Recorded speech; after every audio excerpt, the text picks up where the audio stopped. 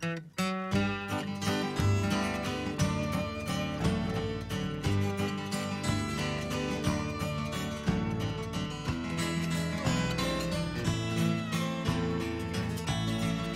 this is Nick Barveris, and I'm here to introduce my second and third Strat-O-MATIC baseball Solitaire replay boards. I've published my four-part video series entitled My Strat-O-MATIC Story, Parts 1 through 4, which detailed how I got started into Strat as a 12-year-old kid in 1968. I explained that I mainly play a solitaire style and that I typically play a single team throughout its past season. I got back into Strat-O-MATIC with the 2016 replay season, and I played my team, the Cleveland Indians, through their historic journey to the World Series. In my replay, though, the series did not go a dramatic 7 games, and unfortunately for this lifelong Tribe fan, the Cubs won in 5 games. Since getting back into Strat, I have replayed the 2017 Indian season and also the 1948 season, where I played a half season of 77 games for both the American League Cleveland Indians and the National League Boston Braves.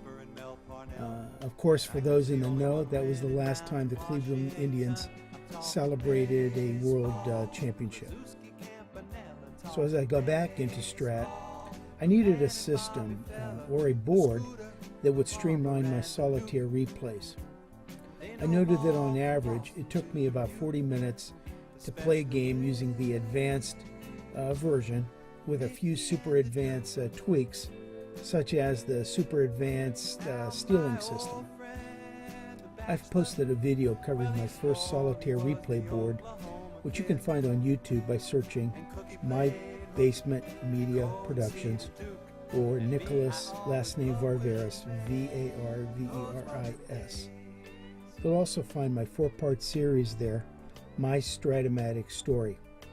If Strat-O-MATIC creator Hal Richmond can have a story, then so can I. That brings me to the purpose of this video, that is, to introduce my second and third replay boards.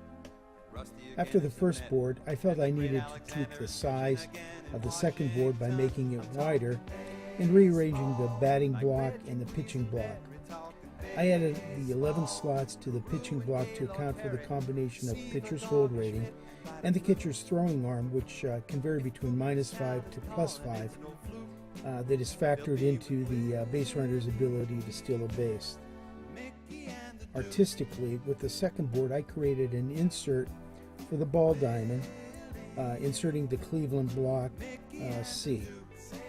I also created my version of Progressive Field's left field light tower, which backs up my strategy cards and fielding charts.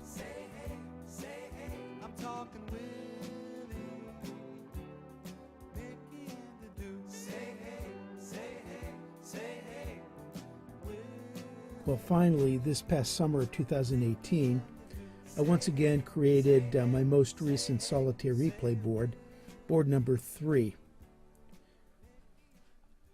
I enhanced the playing field, simulating cross-cut turf, and added the block C to the lower left corner of the board.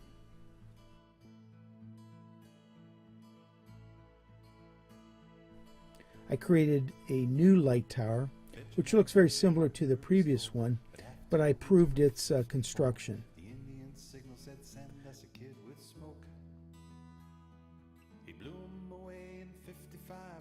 I then added removable foul poles down the left and right field lines.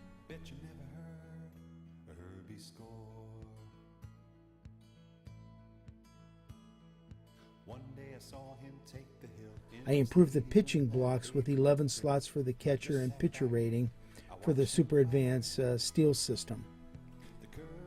And it's noted that I created that first with the third board, and after that added it to the second board that you already saw.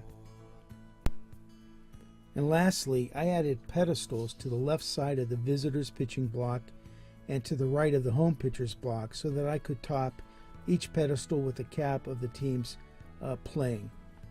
Although I'm in my early 60s, I guess that signifies that I'm truly regressing back into my childhood. Dimensionally, I narrowed the playing board for board number 3, finding the board number 2 was too wide, which placed my score sheet too far off to the right. I also played with placement of the batter blocks to feel more comfortable with my elbows partially crossing the top of the board.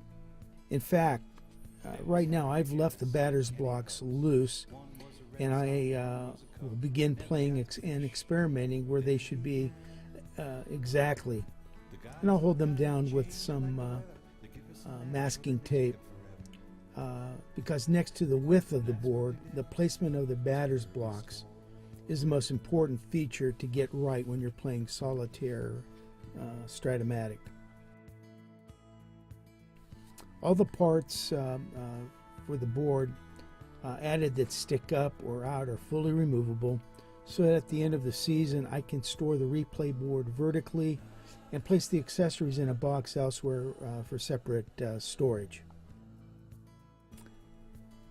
I've said this before in previous videos, so again, these boards were created to facilitate my efficient use of my time for my own enjoyment. I welcome any comments or suggestions for my next board. God knows when that will be. Let me know if anyone out there has created their own versions of the same idea when playing Strat, and especially when playing Solitaire. If I was playing face-to-face with an opponent, this board would probably not work, but for Solitaire play, it suits my needs. So thanks for watching. Additionally, my next video planned, when I get some time, is to introduce my score sheet and how I keep tabs statistically through an entire season. Since I play cards and dice, all my statistics are done manually, which quite frankly I enjoy. Several of you already have requested copies of my my score sheet. That's a legal-sized sheet, which I've sent out individually to many of you by email. I'll go into greater detail about that in my next video. Again, thanks for watching.